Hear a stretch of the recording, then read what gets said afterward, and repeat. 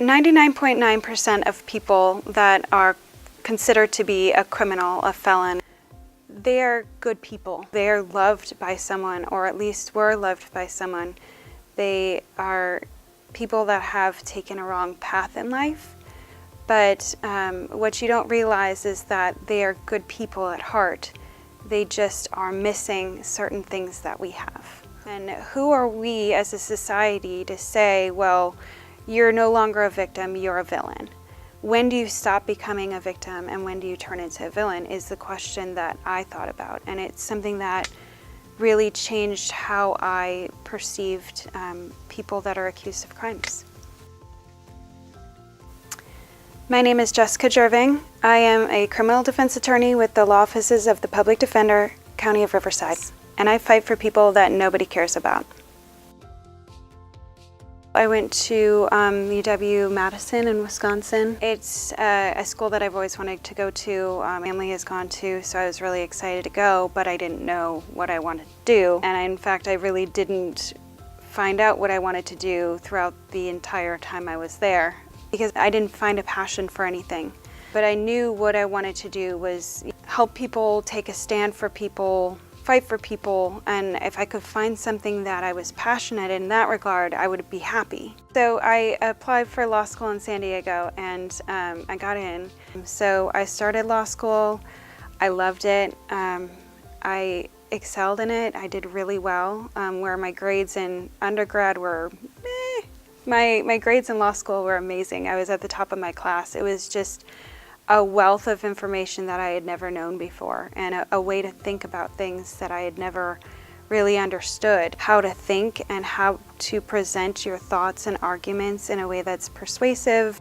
One of my best girlfriends that I met in law school decided to apply for the public defender's office. And so I was like, well, that sounds horrible because I'm not a public speaker. In fact, I get so nervous. That's what I did for my first summer. And I fell in love with it.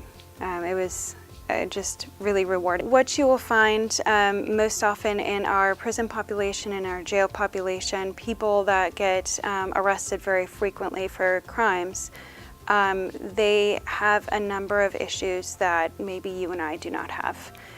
The most prevalent issue that is very rampant in these communities is mental health issues.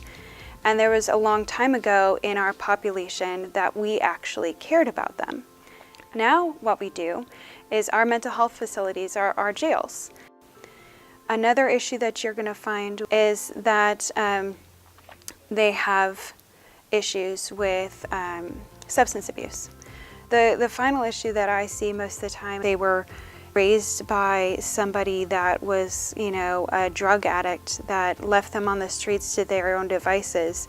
They weren't given the chances that you and I got. The stories that you hear of the way that these people were raised are horrifying.